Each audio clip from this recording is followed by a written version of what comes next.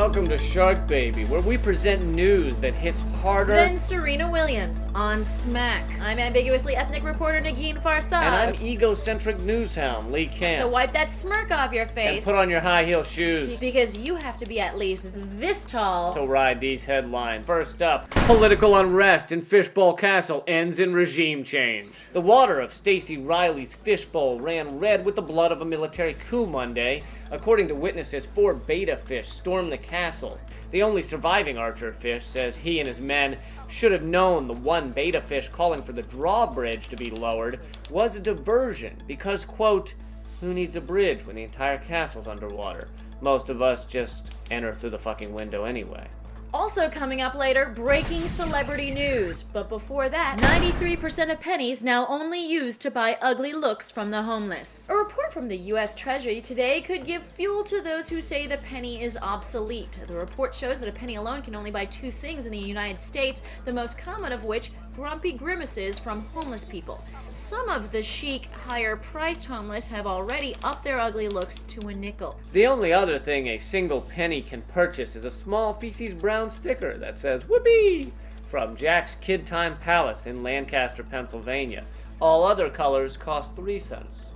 In other news, steamy hot celebrity news coming up later. In international news, Swedish man finds 144 ways to skin a cat. However, apparently only 142 of them can be performed in mixed company. Nagin, would you like to share some of your family's recipes? What? Well, your people, don't they eat cat? My people? Yeah, Iraj, Palestine, Uzbekistan, Egyptian.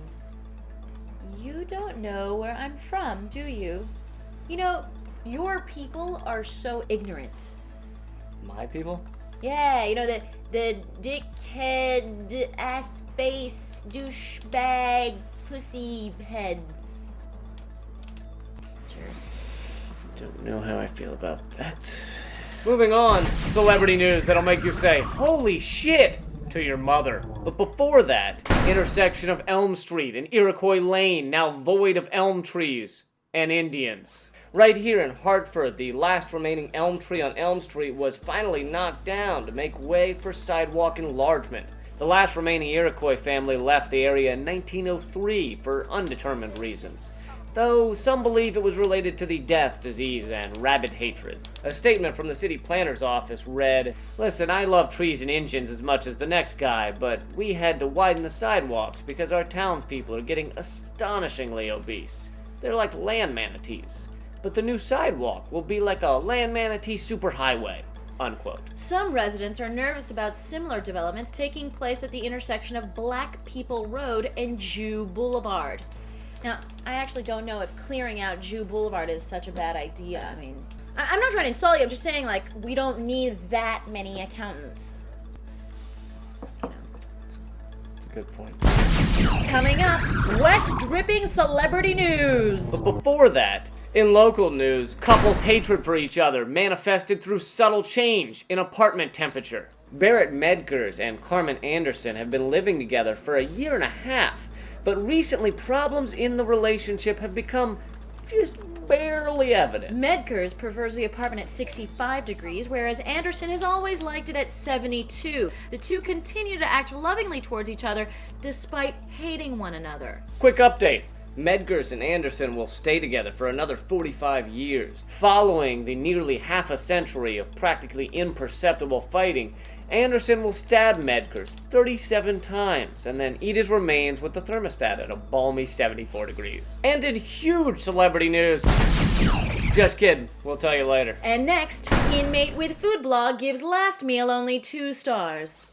Alabama inmate Jackson Fargus was put to death by electric chair just after writing his final post on his food blog, which said the peas were, quote, overly tender to the point of appearing deflated, and the fried chicken was, quote, harder to cut through than a TV repairman who's sleeping with your wife.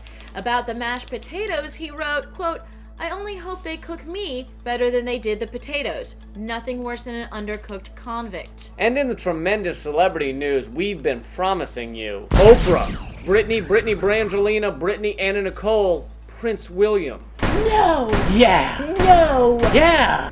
No! Swear to God. So none of the news on SharkBaby is even remotely true. Please tell friends to check out SharkBaby.com. They can remember the name by picturing a baby chasing down and eating a shark.